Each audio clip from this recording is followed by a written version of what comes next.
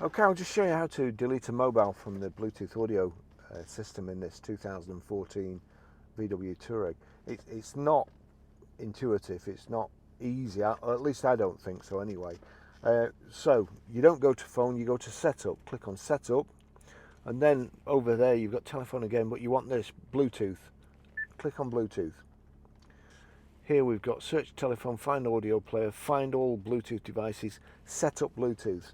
So you need set up Bluetooth. And then here we go again, Bluetooth on, visibility, name, Bluetooth device list. There are things just further down. You can delete everything there. If you click just further down, you can delete everything, so just clear it. But for this exercise, I want to delete my phone. So click on that. So hang on. That's it. We've just gone back just to show you. So it's Bluetooth device list. So click on Bluetooth device list.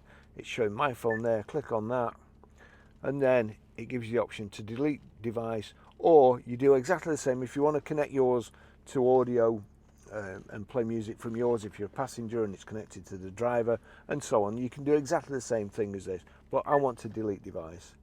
Delete device, are you sure? Yeah, I've just gone through 15 menus to get to this, and then I've decided not to. So that's it, that's how you do it.